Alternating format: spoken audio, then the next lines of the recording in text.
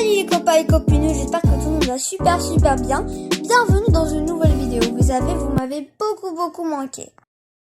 J'espère que vous avez constaté depuis le titre qu'aujourd'hui on va parler sur l'indépendance du Maroc. Premièrement, une précision très importante. À l'ère de Mohamed V, le peuple marocain fêtait la fête de l'indépendance le 2 mars. Mais jusqu'à l'arrivée de Hassan II, il avait changé en 18 novembre.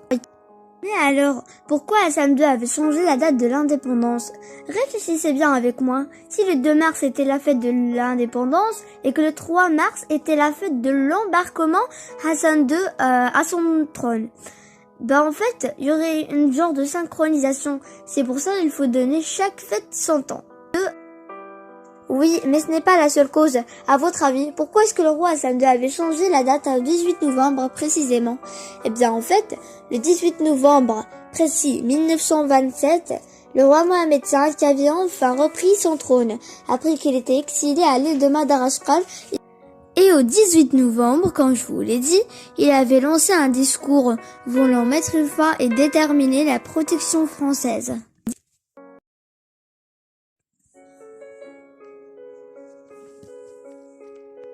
Oui, et vous devriez savoir que le Maroc avait passé par plusieurs étapes avant d'avoir son indépendance.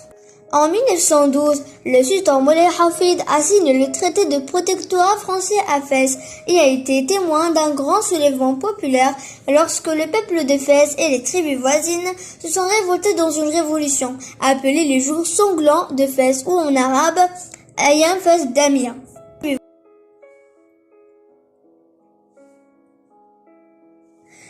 À la suite de ce traité, la France a nommé le général Yoté comme son premier résident général au Maroc et ce dernier a entrepris une politique islamique à travers laquelle resserrer son entreprise sur le Maroc et cette politique se traduit par le principe du respect envers les institutions islamiques afin qu'elles ne ressentent pas la présence française.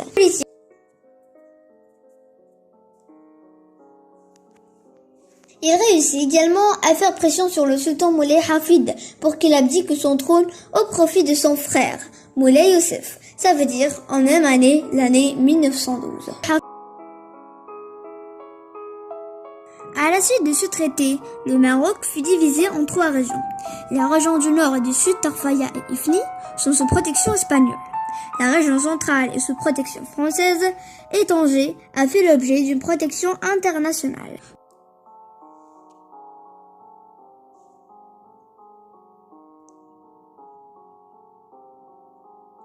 Et après les occupations françaises et espagnoles, une résistance armée a été lancée dans tout le pays. Elle est dirigée par Ahmed Hiba dans le sud, dans le moyen Atlas, Mouha Ouhoumou Zayani. Quand il est au Rif, il est dirigé par Abdelkrim Khattabi. Et au gros et petit moyen Atlas, il est dirigé par Sou Obslam. La résistance armée a été stoppée pour plusieurs raisons, dans l'alliance espagnole et française, en utilisant des armes très sophistiquées telles que bombes, des gaz toxiques et des fusils dangereux, tandis que les résistants n'utilisaient que des armes ordinaires.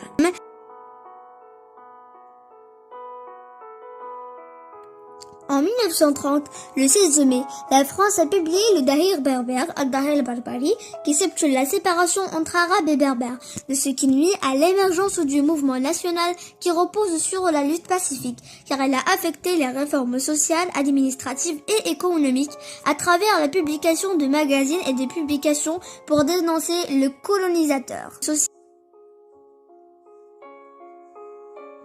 En 1943, cependant, il a demandé son indépendance, surtout après la rencontre avec un phare. Et la carte de l'Atlantique a affirmé les droits de peuple à l'autodétermination, de sorte que le Parti de l'indépendance a publié un document appelant à l'indépendance le 11 janvier 1947, sous la direction de Mohamed V. Et sur la cohésion du peuple et du roi, les relations se sont tendues avec la résidence générale française. Alors, ils l'ont exilé en 1953 avec la famille royale hors du Maroc, en Corse. Puis à Madagascar, et le roi et la révolution populaire ont éclaté pendant 2 ans, ce qui a conduit à son retour en 1955. ainsi que la France a nommé Ibn Khalifa comme un faux roi, ce qui a conduit à la colère du peuple marocain contre les décisions du colonisateur, et la révolution populaire a éclaté afin d'arrêter la tyrannie du colonisateur, le dernier qui a permis le retour de Mohamed V d'exil en 1955.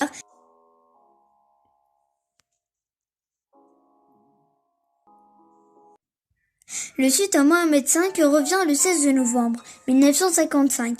Il est accueilli triomphalement au Maroc, qui voit un grand pas vers l'indépendance.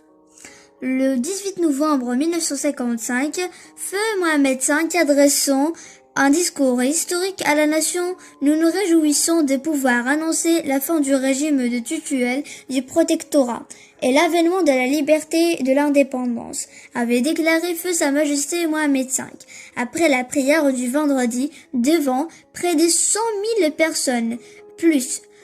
C'est dans ce discours qu'il prononça la fameuse phrase « Le Maroc sort du petit djihad pour s'engager dans le grand djihad », car l'indépendance obtenue, le pays a dû prendre en main sa destinée et assurer sa modernisation. Et c'est comme ça que la série de la lutte nationale a pris fin avec la récupération de tous, de Tanger, de Sidi Ifni et de Tarfaya et le Sahara marocain. Je vous laisse en description. شعبنا الوفي النبيل،